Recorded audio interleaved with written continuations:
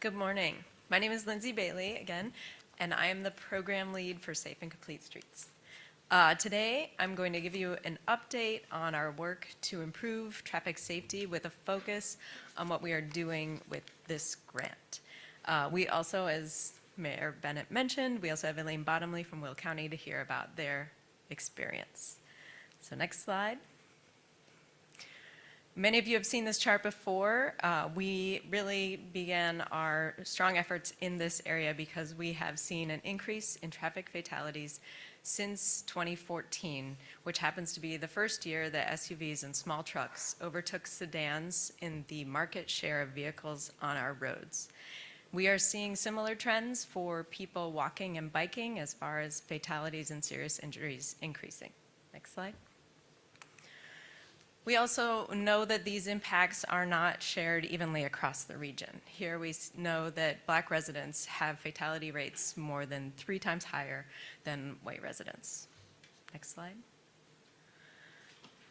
And on top of these tragic lives lost, there are additional impacts. Each one of those people who loses their life on the roadway has friends and family, and they are impacted by the loss of life. Probably all of us in this room know someone who is impacted by traffic violence. And we're seeing over 30,000 people a year injured on our roadways. Those deaths, injuries, the lost quality of life, and the emotional toll on loved ones all adds up. And the US DOT has calculated that cost incurred to our region amounts to over $25 billion annually. And to address this traffic safety crisis, CMAP established the STAR program. This is a 5-year effort to improve travel safety, looking at data collection and analysis, policy recommendations, and local planning projects and implementation assistance. The development of local safety action plans is part of the STAR program to improve traffic safety. Other work in the region with CMAP that you've probably heard about includes our speed management paper, our data efforts to disseminate important travel safety data. We have bicycle and pedestrian and community mobility plans. We did a project to assess the economic impact of complete streets, and a lot more that's going on. And this SS4A program is funded by a large grant from the federal government with IDOT and the counties contributing. CMAP has contracted with consultants to develop these countywide safety action plans for 6 counties, and it is all going to be based on our internally developed regional framework. And we again want to thank IDOT and the participating counties for their contributions, both funding and the efforts that they are putting in so many meetings. So I'm going to start with a little bit more on what a safety action plan is and tell you about where we are. So up here on the screen we have the definition from the US DOT of what a safety action plan is. The 3 important takeaways here are that our goal is to eliminate and reduce fatal and serious injury crashes. We're not quite as concerned about fender benders. We want to stop this loss of life on our roads. Second, what we're looking at is based on data analysis that is used to inform the location of our roadways safety concerns. And third, this plan will include the identification of projects, strategies, and policies that will reduce risk and eliminate serious injury and fatal crashes. Our safety action plans are guided by a safe system approach to transportation. The traditional approach to traffic safety has historically been that crashes and roadway deaths are an unfortunate but inevitable part of our transportation system, and that human behavior is to blame. This safe systems approach is a shift in this thinking to create a culture of safety, to increase collaboration across all of our stakeholders and refocus our design and operation so that we can anticipate those mistakes that people will inevitably make and reduce the impact forces and kinetic energy so that we can save lives. And the 6 key principles of a safe system approach shown around that circle on the screen are that death and serious injury on our roadways it's unacceptable. People make mistakes, and humans are vulnerable. So we have a shared responsibility for safety, and safety is proactive, and redundancy of safety measures is critical and needed. So now I'm going to talk through our project purpose and ways that communities can benefit from having an adopted safety action plan. Let's see, yeah, well, each county is on a slightly different timeline. For the most part, they're wrapping up the first phase of existing conditions. And next, we'll be moving into identifying potential strategies and prioritizing those. And then the final phase will be to prepare the plans. And throughout this, we will have public and stakeholder engagement and an equity analysis. Next slide. And I did also want to mention that we worked closely with Federal Highway to ensure that the county plans would meet the requirements that would enable municipalities to be eligible for implementation funding if safety needs are identified. And we're putting additional resources into creating an equitable engagement campaign to advance the Federal Justice 40 initiative and focus resources where they're most needed to our most vulnerable residents. So this is a screenshot of our website hub for all of the 6 county pages. And each one has a link with a blue box where you can click on that will take you to the individual county websites. So for example, if you had clicked on that Will County one, it would take you to this page, which on the right hand has the events listed and links to learn more, and further down we have this safety hotspots interactive map and a survey. Next slide. And this is just a screenshot.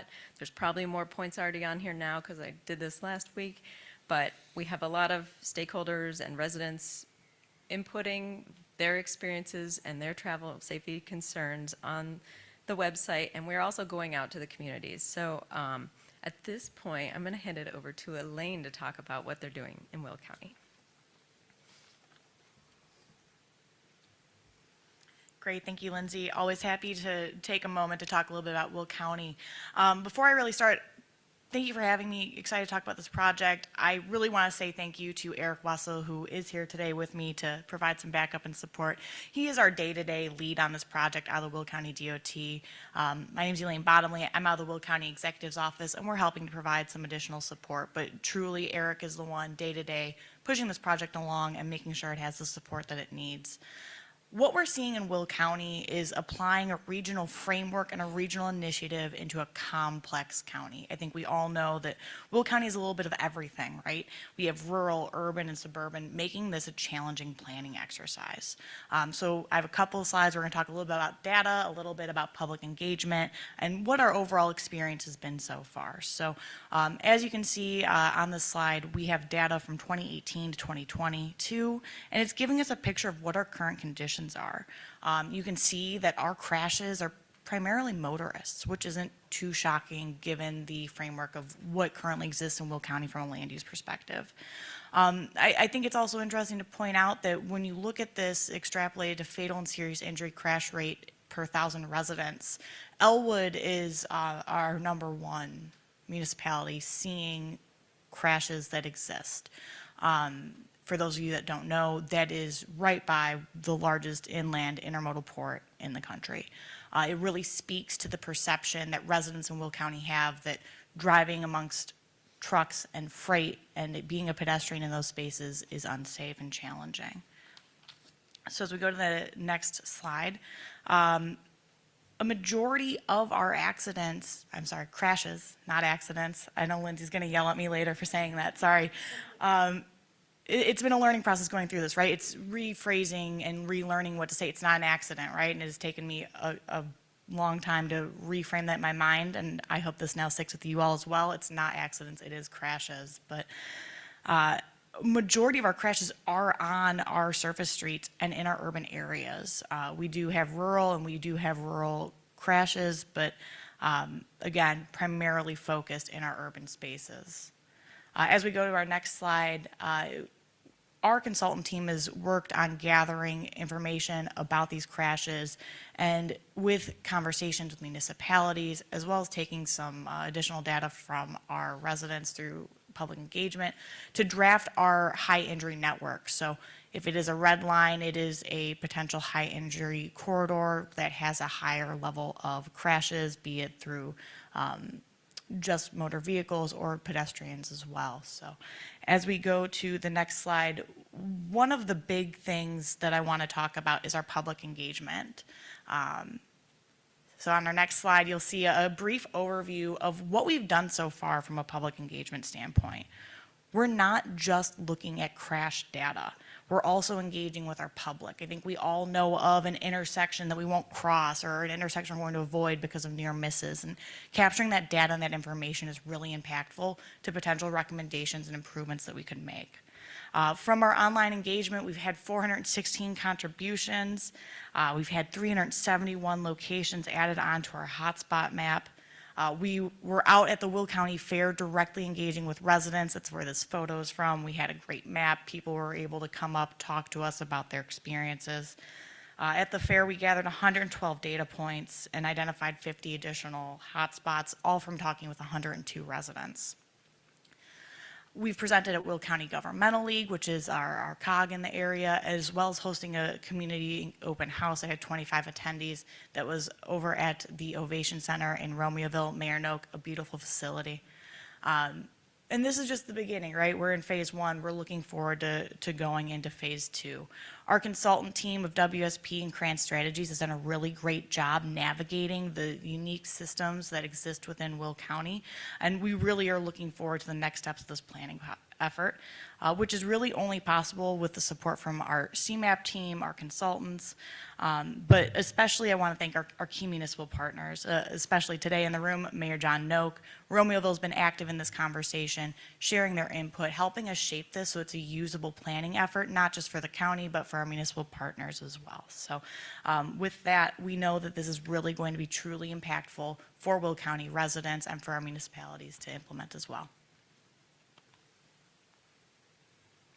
Thank you so much, Elaine, and I wish we could hear from all of the counties today. We have some of the representatives here in the room, but we don't want to take all of your time. But obviously, having this plan in place is not our end goal. We want to improve safety, which means that we need to implement the recommendations. So upon the completion of having a safety action plan, communities in the region will be eligible to apply for funding through this program to build out the recommendations. So this slide is just showing some examples of projects that have been funded through this program by implementation grants. So we have some for infrastructure, and the next slide, we have some examples of funded projects that address operational safety, and the next slide that is coming. And we also will look at strategies and policies that we can implement. All right, next slide. So as I mentioned at the beginning, all of these county plans are based on that regional framework and that we are adjusting as we learn.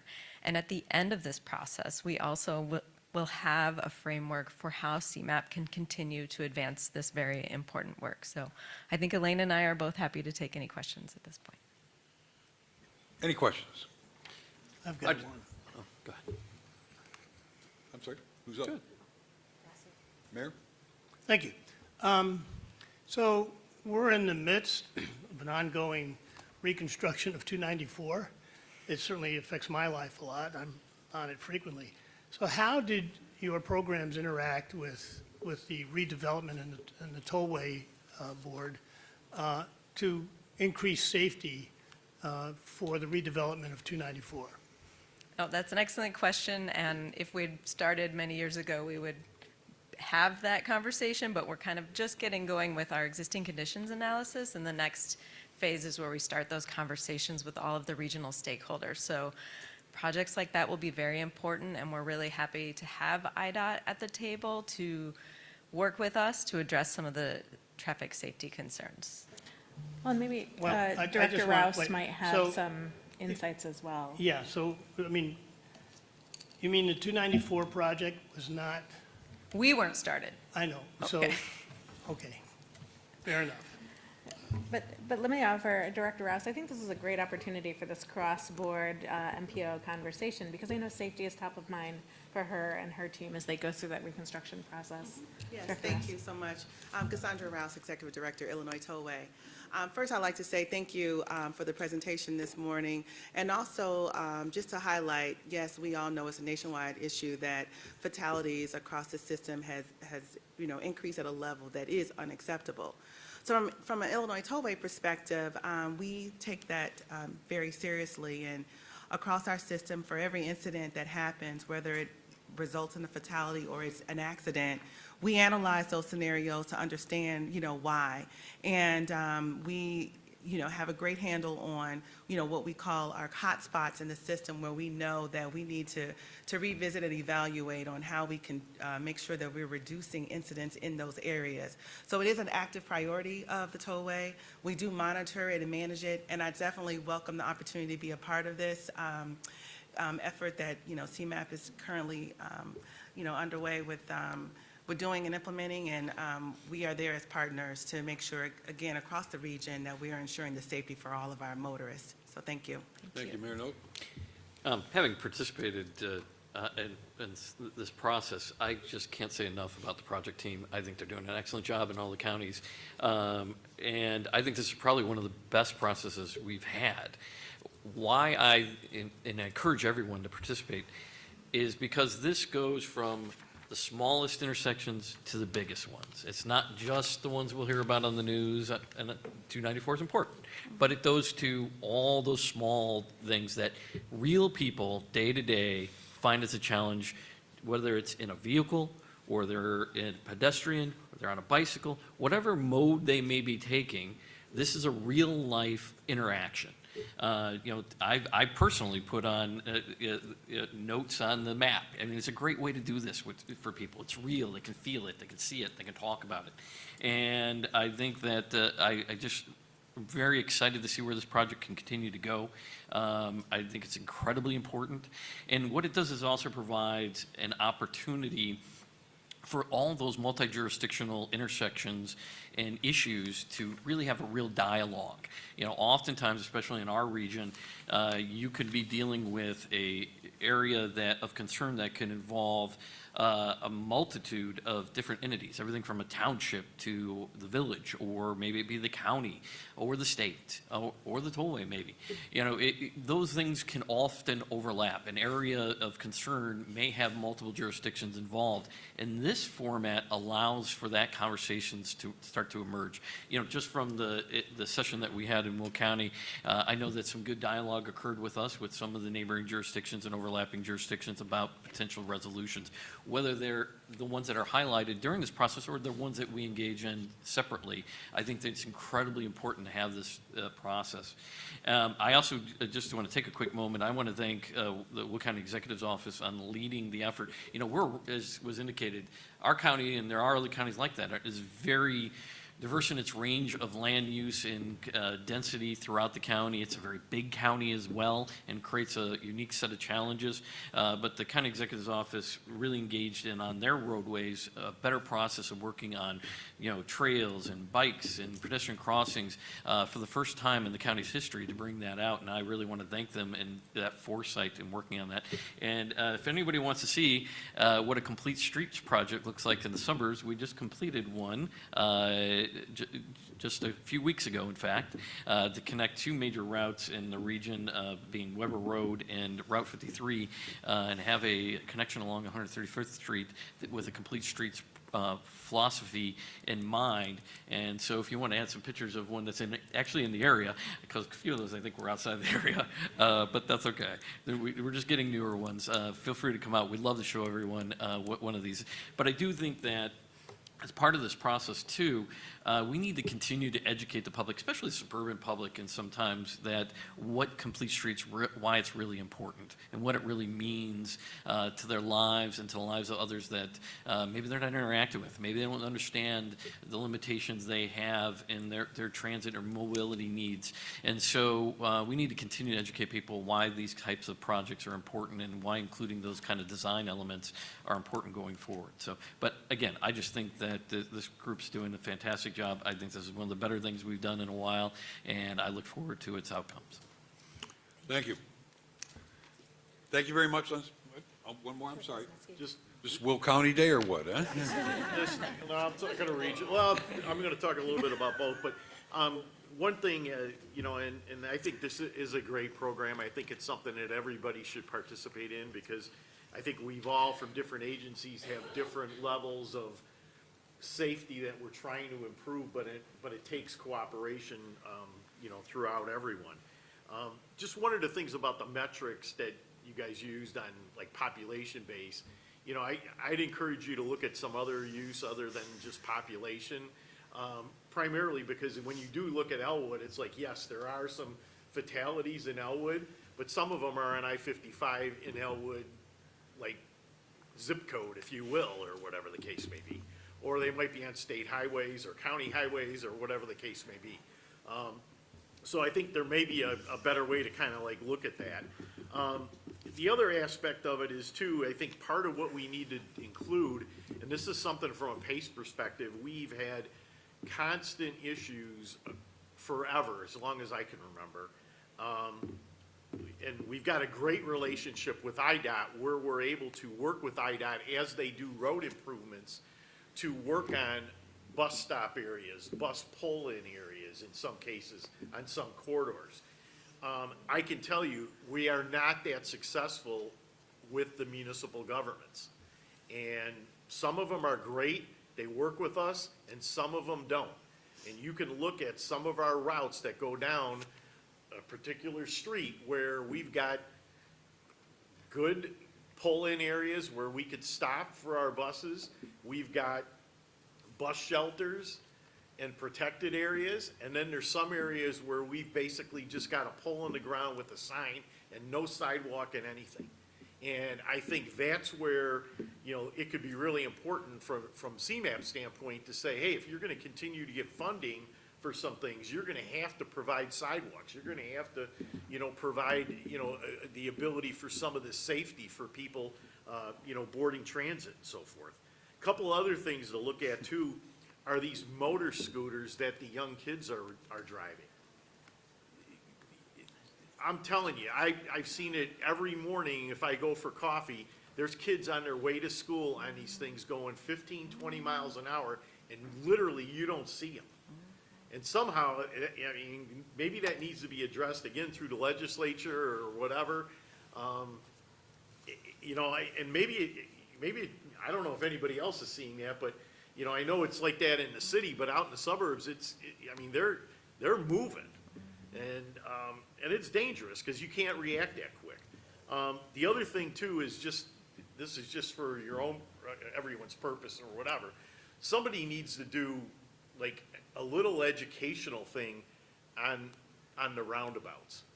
Because people come up to those and it's like, where do I go? What lane do I go in? And they can be striped however they are. Maybe through the Secretary of State's office, you know, when people got to take tests or whatever. But I'm even talking about like young kids. I mean, we need to educate people on that because these things are starting to pop up all over the place. And I can't tell you how many times, like, I'm driving with my daughter goes, which lane do I get in? I'm like, just follow the arrows, you'll be fine. But, you know, I think it's just coming up and seeing cars, so I think that's something that, you know, maybe can be addressed somehow, just with education. Excellent, thank you.